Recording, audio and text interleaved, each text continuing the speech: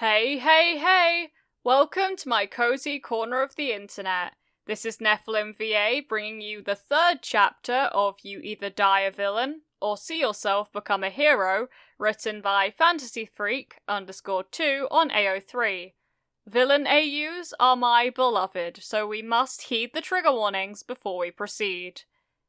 This fanfiction is for mature audiences, with canon-typical violence and a trigger warning for abuse, suicide, murder, bullying, and discrimination. If that isn't your style, then I recommend Shades of Green, which is written by Maybe It's Friendly on AO3. It can be found on my channel! Canon Divergence is the name of the game, with this tale of Class 1A being a class specifically for rehabilitating villains in the making. With that being said, the chapter summary is as followed. Class 1A gets introduced to where they will stay the next 3 years.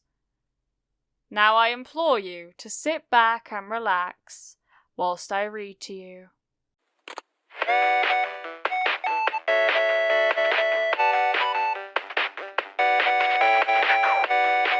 Chapter 3. The Dormitory. Aizawa was leading them through a giant house full of nice-looking furniture. At least they were put in a golden cage if they had to live in one. Aizawa started talking. Considering that you all have a criminal record, you are not allowed to leave UA's campus without an adult that was approved by us. That means either a hero or police. So it won't happen as often as you probably want. Todoroki raised his voice. Sensei, I was told I could visit my mother at least every 2 weeks. Yes, I am aware. We already planned for that. Mineta grimaced.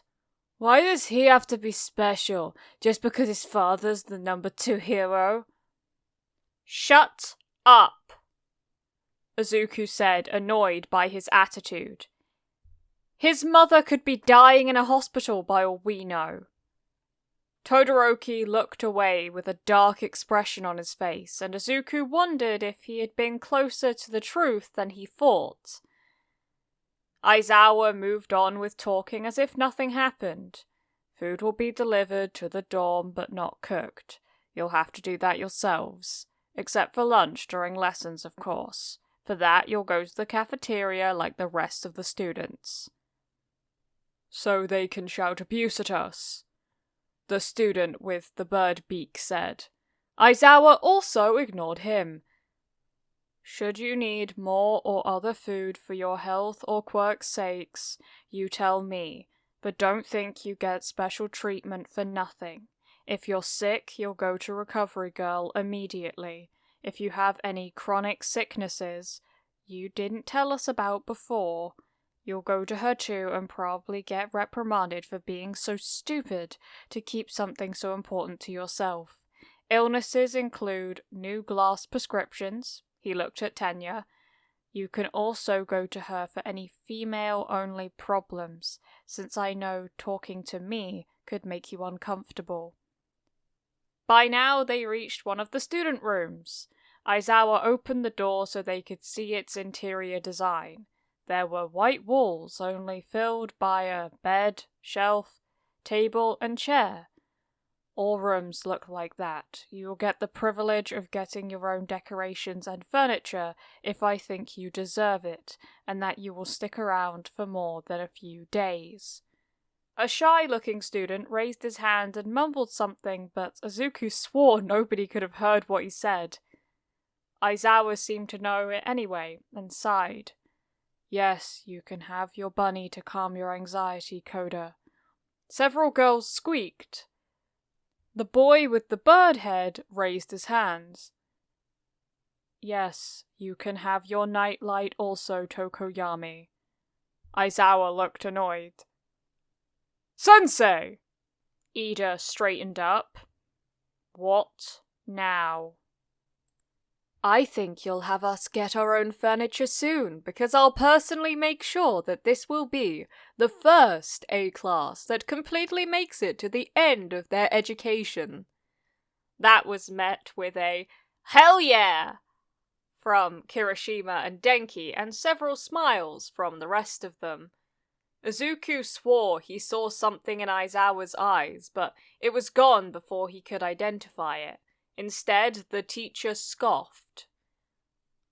"I'll believe it when I see it. Now, Uraraka, give me my watch back." She didn't even really look embarrassed as she gave back the stolen object. "Was that everything? Good. Behave." And with that, he was gone. After Aizawa left their sight, Bakugo laughed at Ida. "The first A-class where everyone makes it to graduation. You can't be serious. I bet the first kid is gone by the week." "Ka-chan will all have it much easier if we work together," Izuku tried to point out. "Shut the hell up, Deku!" Bakugo growled. "You'll probably be the first to go." And he stormed off. After a short silence, Yaoyorozu said, "Well, if the rest of you actually want to help your classmates, I can make anything I know the structure of for you. I don't think Mr. Aizawa will appreciate it if I use it too much, but if anyone wants something small for your room, I'll help." Ida bowed to her. "Thank you for your kind help." Izuku looked at his classmates with a calculating gaze. "See? If we work together, we have much better chances." Tokoyami shook his head. "Apologies, but I fear I will be better off alone." He was closely followed by the boy with the tentacle arms, then the boy with the lilac hair, and Todoroki followed. On the positive side, in addition to the people that helped each other at the quirk test, now Koda stayed as well. Even if he looked terrified. Also, a boy with dark hair and a boy with a tail remained. The boy with the tail looked a bit unsure.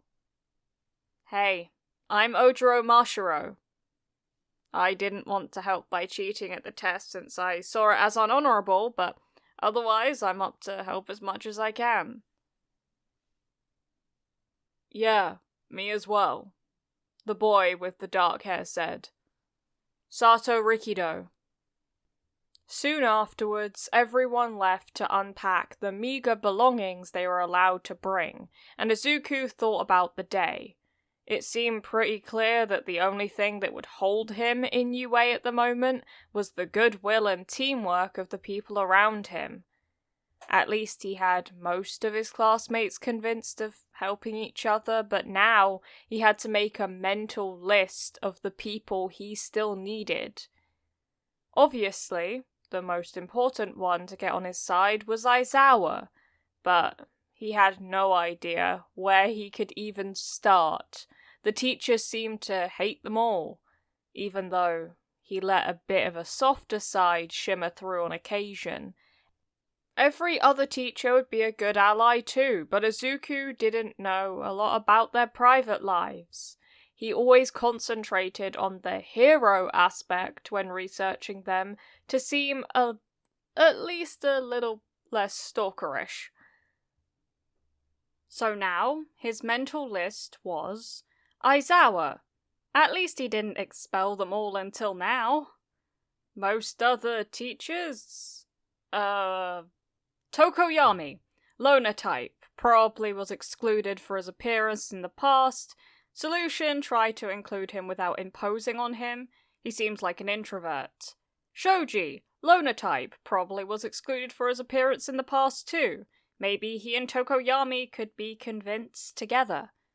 Shinzo, loner type, managed to brainwash people at the tests. Definitely was excluded for his quirk in school. As another bullied kid, Izuku might be able to connect to him. Todoroki, Loner type, hates his father, according to internet theories, was abused by him and kept away from children his age. Might be able to convince him by simply showing him someone cared? Kachan. Well, that will be fun. Thank you so much for watching this video. I appreciate all the support you've given me. My heart melted a little when Tokoyami and Koda's accommodations were mentioned. It's sweet. I've started watching Jujutsu Kaisen recently, and it is awesome. All credits goes to the original creator of this fanfiction, fantasyfreak_2 on AO3. I would highly appreciate it if you gave this video a like and you subscribed to the channel, and you hit the notification bell to be notified of when I next upload. There is no pressure to do so though. Thank you for visiting my cozy corner of the internet. Keep growing my sunflowers. Mwah.